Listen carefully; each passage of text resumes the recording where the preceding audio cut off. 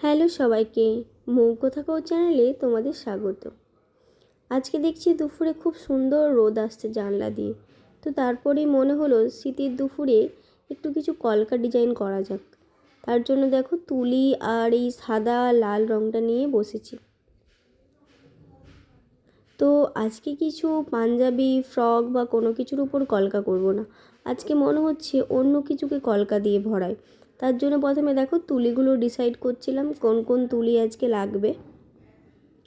আজকে কিসের ওপর কলকা করছি দাঁড়াও সেটা তোমাদের সাথে শেয়ার করছি।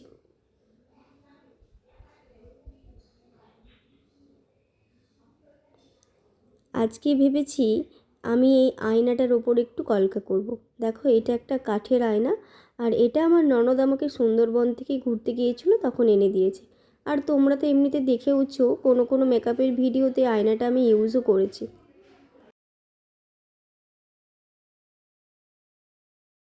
আর আয়নাটার ওপর না একটা ডিজাইন মতো আছে দেখো, কিন্তু আমার মনে হচ্ছে এটার উপর একটু কালার করে কলকা করার চেষ্টা করি। আদেও জানি না হবে কি না। তো প্রথমে আমি দেখো এখানে সাদা রঙটা ইউজ করে এটাকে একদম প্রথমে বেস কালারটাকে করে নেব।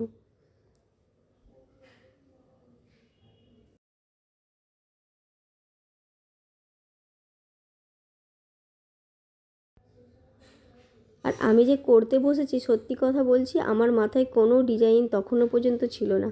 আমার মনে হচ্ছিল যেটা আমার হবে তুলির টানে আমি সেই ডিজাইনটাই করে ফেলবো। আমি তো অতটাও ভালো পারি না, বাট চেষ্টা তো করছি, আর চেষ্টা করলে সবই পারা যায়।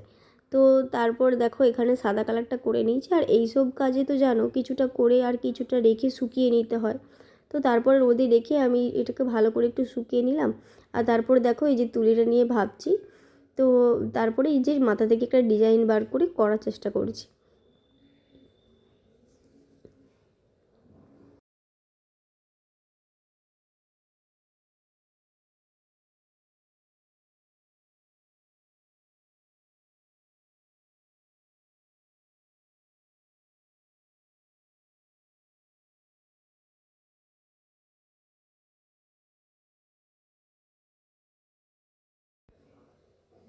আর এই শীতকালে না রোদে বসে বসে কিছু করতে বেশ ভালো লাগে। দেখো অর্ধেকটা আমি করেও ফেলেছি, আর তারপর তোমাদের সাথে ফাইনাল লুকটা শেয়ার করব।